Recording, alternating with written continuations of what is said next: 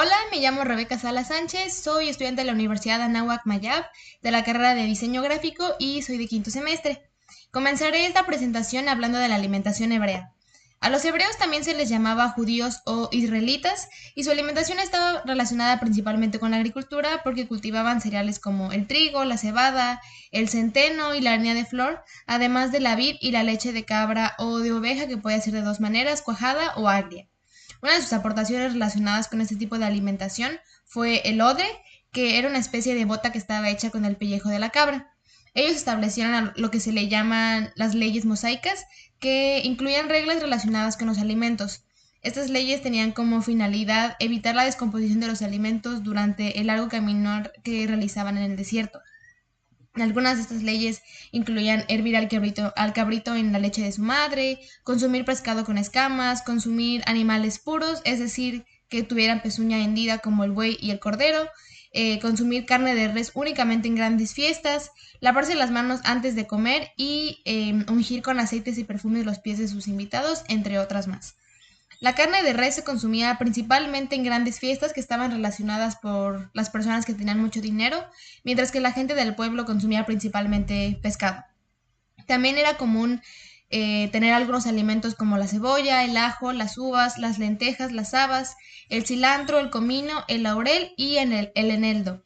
Una celebración muy importante para esta cultura era la Pascua y durante esta celebración también existían reglas específicas de alimentación.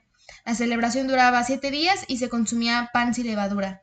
Además, se debía de consumir un cordero o cabrito que no tuviera algún defecto, que fuera macho y que tuviera un año, el cual una vez se atrapaba se asaba al fuego. Pasando a los griegos, ellos por encontrarse a la orilla del mar consumían principalmente pescado. Consumían diferentes tipos, como por ejemplo la sardina, el rodaballo, el pez espada y el atún, además de el pulpo, los crustáceos y los moluscos. Uno de sus platillos más destacados era la cazuela de pescado con aceite de oliva que era cocida sobre leña. El pescado también podía prepararse cocido en leche o en vino y podía rellenarse de diferentes cosas como quesos, cebollas, hongos y hierbas aromáticas. Como no contaban con una gran vegetación para criar vacas, entre los animales que consumían principalmente eran el cordero y el cabrito, y de ellos también aprovechaban la leche para crear quesos. Otro animal importante era el cerdo, del cual inventaron la morcilla, que es un tipo de embutido, y también consumían aves como los pollos, los pavos reales, patos y gansos.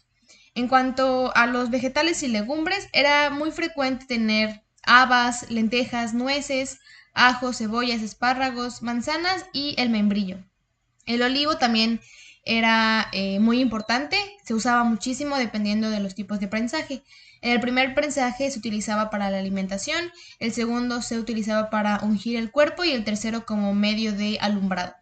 El vino también era algo extremadamente apreciado, especialmente por los romanos, y en su elaboración podían incluirse hierbas aromáticas, miel o agua de mar. Una característica importante de los griegos fue que utilizaban algunos alimentos con fines curativos. Unas de sus aportaciones que permanecen hasta el día de hoy son las tisanas, que consistían en una cocción de granos con hierbas aromáticas y vinagre. También se menciona el uso de azúcar de caña y de las cuales como cataplasmas para contrarrestar convulsiones. Algunas de las aportaciones importantes de esta cultura incluyen la cocción perfecta del pescado, los embutidos, el caldo de congrío, la expertise en lentejas, la salsa negra a base de sangre y muchas más. Es importante mencionar que los griegos comían 3 veces al día. Por la mañana era característico comer pan remojado en vino, a pesar de que la comida más importante y más emblemática era la cena. Ellos solían ser personas extremadamente sociales, por lo que buscaban muchísima compañía para comer y por ello organizaban banquetes. En estos banquetes se podían degustar de dos platos que incluían pescados, mariscos, carnes, aves y legumbres, y después se consumían alimentos más dulces como por ejemplo los postres. A estos banquetes se les relaciona con la palabra simposium, que está formada por sim, que significa con, y posium, que significa acción de beber.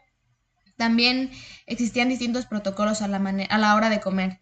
Los invitados comían estirados y apoyados sobre el brazo izquierdo y para tomar los alimentos se utilizaban únicamente, si es que respetaban las normas de educación, los dedos de la mano derecha. Además, los alimentos podían ser tomados directamente de la mesa o de las bandejas que ofrecían los esclavos. Finalmente, tenemos a los romanos, los cuales vivían en Roma y sus banquetes podían ser extremadamente grandes y muy lujosos. La cocina romana pasó a la historia no solamente por sus alimentos, sino también por la forma en la que presentaban las mesas, los espectáculos durante las cenas, la riqueza de las vajillas y la decoración con flores. En los banquetes más suntuosos solamente se servía una clase de vino griego. La gastronomía llegó a convertirse en un factor de civilización y existieron diferentes relaciones con la posición social. Por ejemplo, la carne de res era considerada carne para los nobles, mientras que, más bien, la carne de res no era considerada carne para los nobles, mientras que las carnes preferidas para ellos estaban el lechón, el cabrito y el cordero. Algunos alimentos también eran considerados especialmente apropiados para los grandes banquetes. El flamenco, el pavo real, el faisán eran consumidos en grandes celebraciones, mientras que la gallina, que había sido traída de Grecia, originalmente era considerada un ave ornamental, por lo que tuvo que ser aceptada para su consumo después. Gracias a diferentes personas, en Roma se llevaron diferentes alimentos, como por ejemplo Lululo llevó ganado y membrillo, Pipinio Consul trasplantó el durazno, Octato Ponciano llevó el escaro y Sergio Orata creó los primeros viveros artificiales de ostras. Una preparación importante en esta cultura era el garum, que era una salsa de pescado inventada por los griegos que se elaboraba con las entrañas de diferentes pescados. Se lo colocaba en salmuera y se fermentaba al sol. Ellos lo utilizaban para dar sabor a las comidas en lugar de utilizar sal y se le atribuían diferentes beneficios para la digestión e incluso algunos médicos lo utilizaban como medicina. Los romanos también hicieron un gran uso de las especias que fueron influenciados por las civilizaciones orientales. Entre las más utilizadas están el clavo, la nuez moscada, la pimienta, el jengibre, la nuez de la India, el cardamomo y las almendras. Otra influencia importante fue la cocina griega. Ellos enseñaron a los romanos que existía un arte culinario llamado ars magirica. Sin embargo, trasladar griegos era muy caro, por lo que en Roma los cocineros eran considerados como esclavos y eran de los menos apreciados.